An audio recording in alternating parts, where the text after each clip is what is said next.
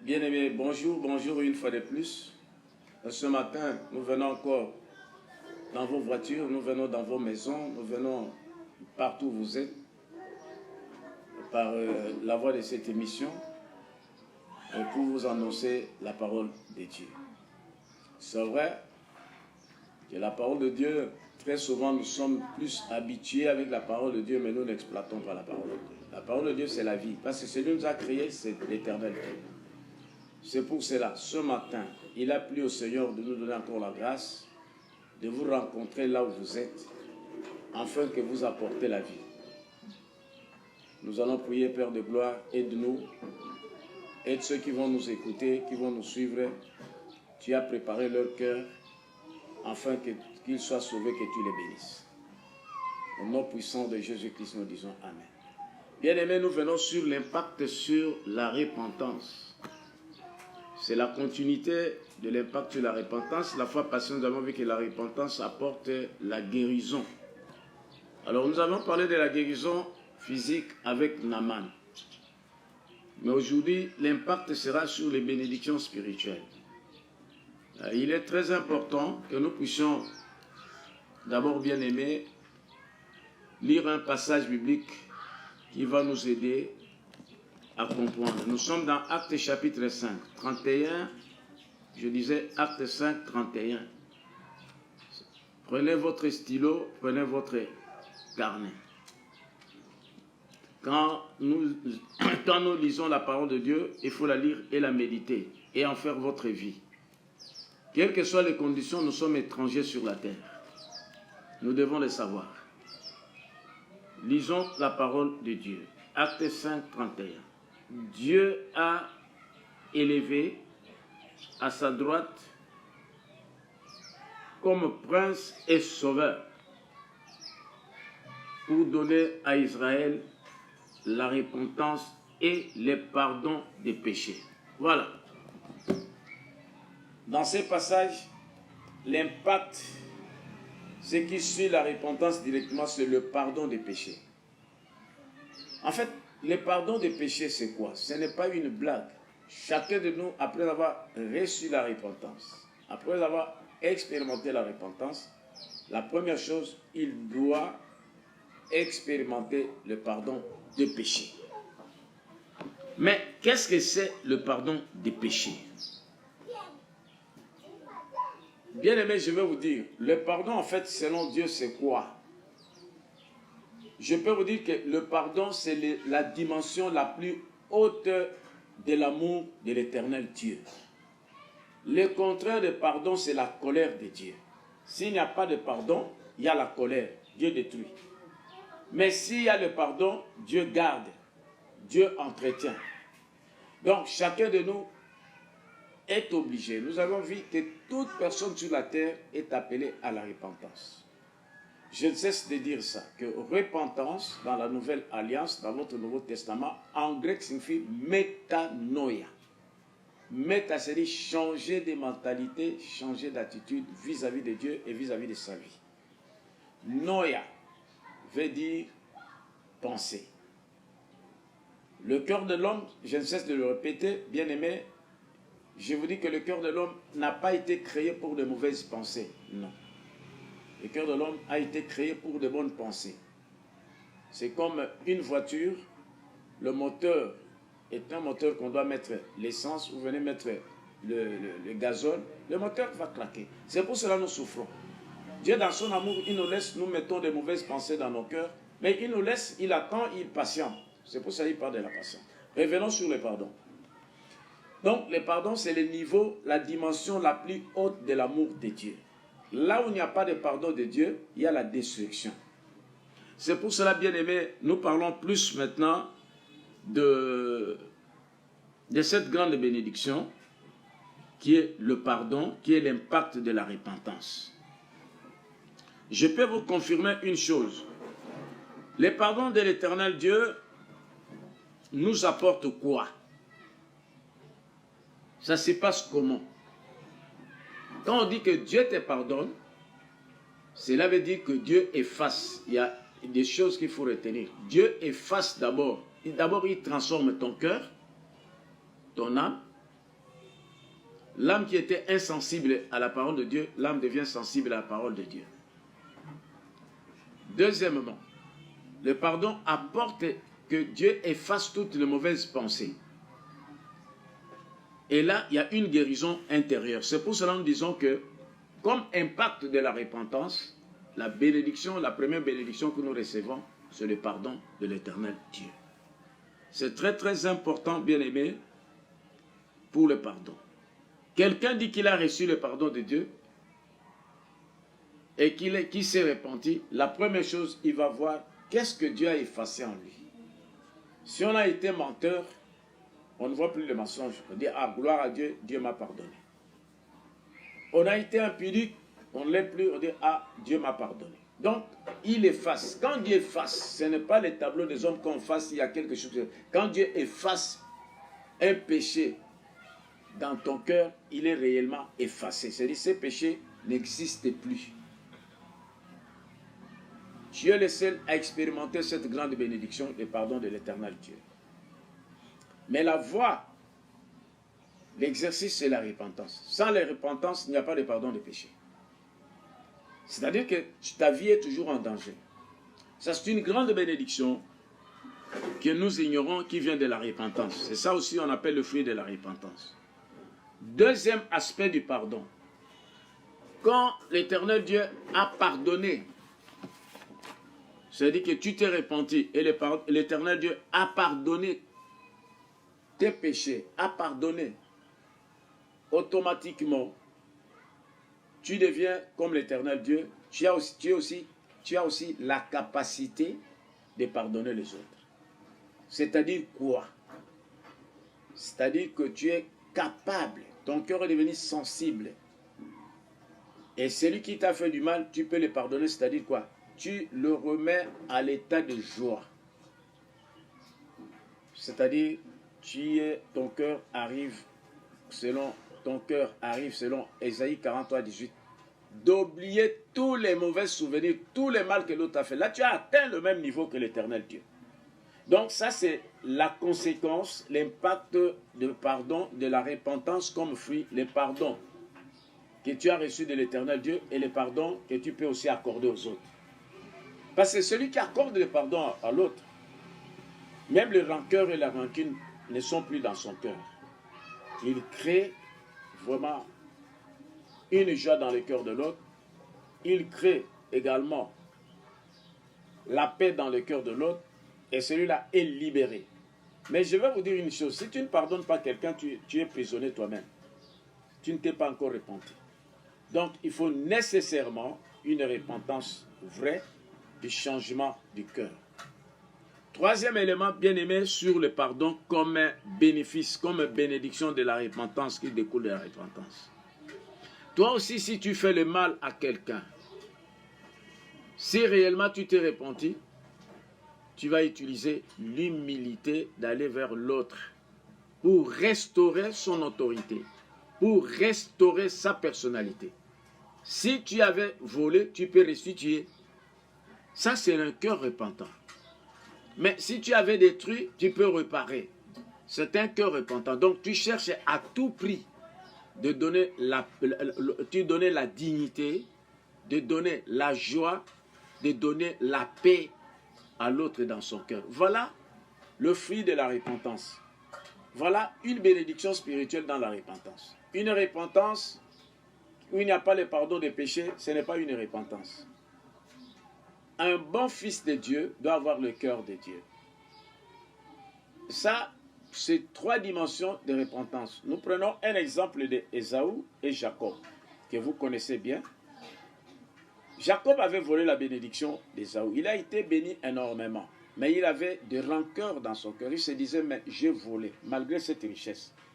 Jamais il a été calme. Jamais, jamais de la vie. Mais ce monsieur est revenu avec un grand troupeau, avec beaucoup de bêtes que Dieu l'a béni. Bien qu'il avait volé la bénédiction. Il a envoyé des émissaires chez son grand frère. Son grand frère qui était resté et tenait à le tuer. Mais son grand frère aussi s'est repenti. Et quand il a envoyé les émissaires, avec plus de 1000 bêtes. Son grand frère ne voyait pas les 1000 bêtes, il ne voyait que son frère. Parce qu'ils se sont séparés avec son frère. Lui avait encore 40 ans. Je crois qu'il avait atteint 60 ans ou 42 ans, comme ils étaient des jumeaux. Mais Jacob a pu honorer son grand frère avec des troupeaux. Et quand ils se sont vus, Ésaü a pris son petit frère au cou. Il dit, mais ça ne sert à rien, malgré ce que tu me donnes. Bien-aimé, est-ce que nous avons ce cœur repentant? Est-ce que nous avons ce cœur repentant? Est-ce que réellement nous nous sommes repentis? Même dans nos familles, nous sommes incapables de pardonner. C'est que nous n'avons pas encore vraiment fait la repentance. Nous avons encore le cœur difficile. La repentance, c'est la clé même qui crée de bonnes relations. Parce que quand tu te réponds et que tu pardonnes et tu sais pardonner, que tu sais demander pardon, tu vas créer des relations stables. Dans cette vie, personne ne peut réussir seul. Personne. Personne ne peut réussir seul dans cette vie. On réussit toujours avec les autres. Il faut qu'il y ait quelqu'un à votre côté, que vous êtes en bonne relation avec ce que Dieu lui a donné pour te propulser, pour t'aider d'aller plus loin. Bien aimé, on ne néglige personne sur la terre. L'Éternel Dieu nous a donné des parents, nous a donné des frères, nous a donné comment dirais-je, nos patriotes. Même au niveau de notre pays, il y a un problème. Le problème se pose à aucun repentant. Il y a trop de vengeance. Mais apparemment, quelle est la chanson? On prie, on prie, on prie. Moi, je ne sais pas on prie quoi. On prie qui? Sans un cœur repentant. Sans voir le futur. On a toujours le rétroviseur dans les mal. À tout moment, au Salakingaboy. À tout moment, tu as fait ceci. À tout moment, tu as fait ça. Mais toi-même qui te souviens des mauvais souvenirs, sache que tu es aussi prisonnier. C'est pour dire que le pardon, j'ai pris qu'une bénédiction, il y en a beaucoup, nous en verrons. Aujourd'hui, on s'arrête à une seule bénédiction, c'est le pardon. Une personne qui pardonne, c'est-à-dire son cœur est transformé. Une personne qui pardonne, son cœur devient insensible aux coups, aux attaques, aux injures, ça ne dit plus rien. Ce cœur-là rejette ça carrément, comme l'eau de l'océan qui rejette de la saleté, comme le lac Maïndombe, là où j'ai été. Ça rejette tout. Vous verrez qu'on peut l'injurier, mais ça rejette. Prenons le cas de notre Seigneur Jésus-Christ.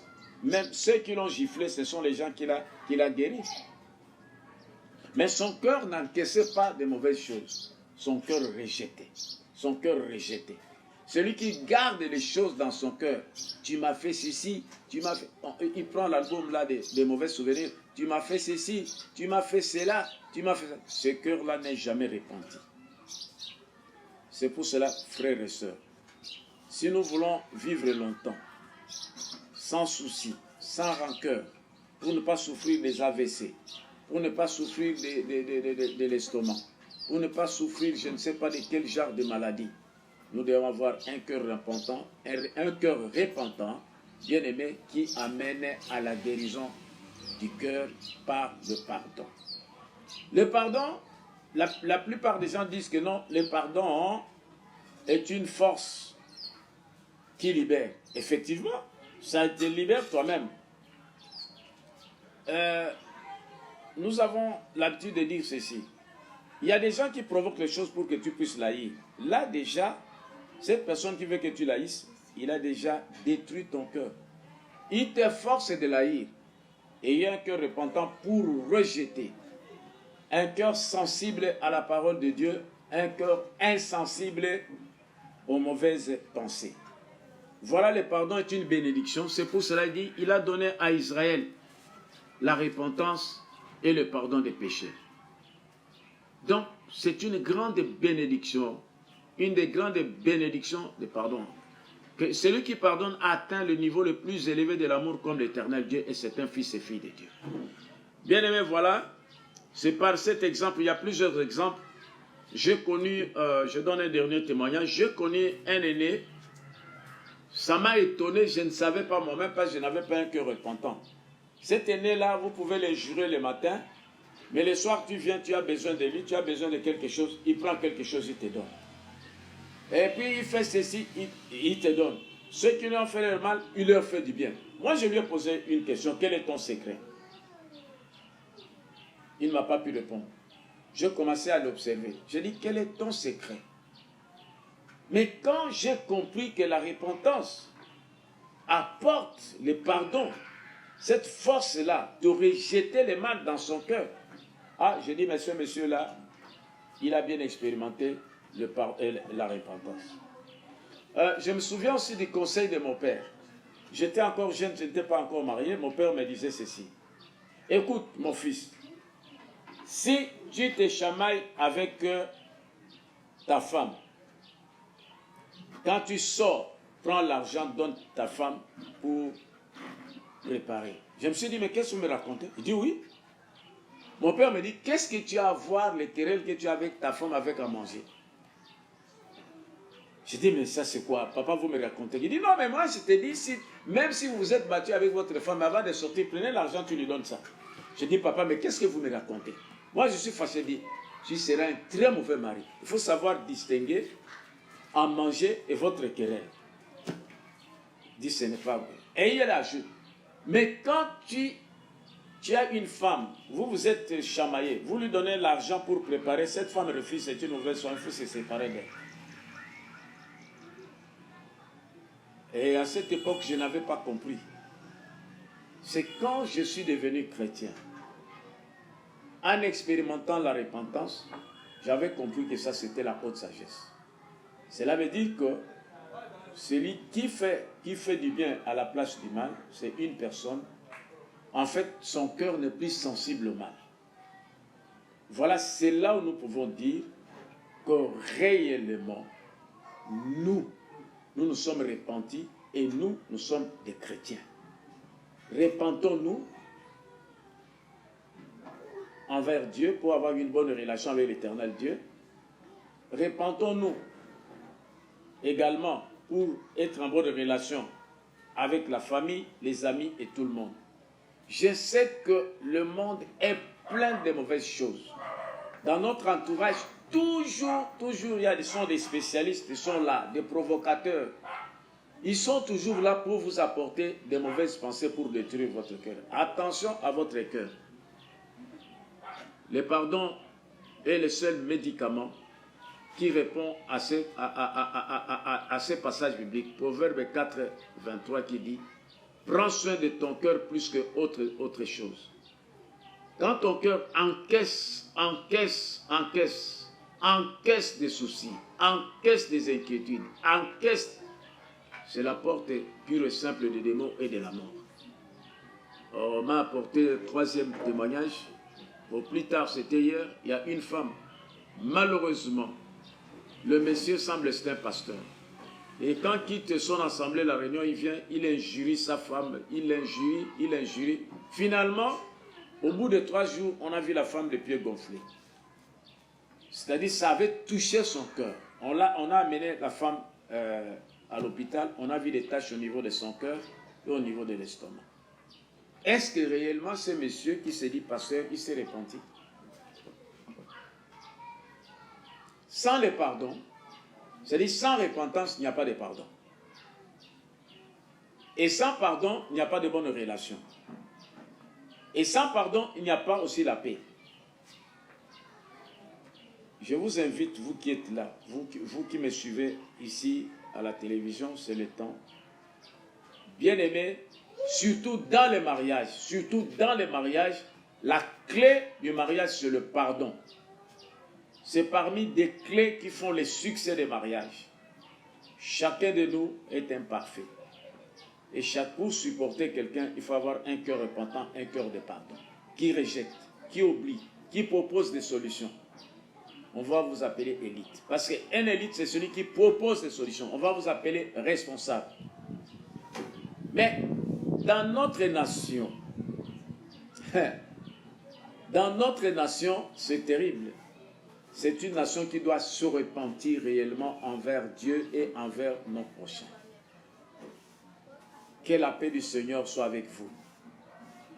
Lisez ces passages de Actes chapitre 5, versets 31 à 32. Jésus-Christ a été élevé pour nous accorder le pardon et la repentance et le pardon des péchés. C'est-à-dire avoir des cœurs qui rejettent toutes les mauvaises pensées, mais qui est sensible aux bonnes pensées. Il est regrettable que nous oublions le pardon. On veut prêcher la bénédiction. Voyage, pendant le Covid, moi je n'ai pas vu quelqu'un en train de prêcher le voyage pour l'Europe. Personne. Je n'ai pas vu de prophéties. Revenons à la parole de Dieu. Instruisons-nous. Répentons-nous. Nourrissons nos cœurs avec le pensée de Dieu chaque jour. Chaque jour, nos cœurs deviendront sensibles aux bonnes choses et insensibles aux mauvaises choses. Au nom puissant de Jésus-Christ, nous disons Amen. Ciao.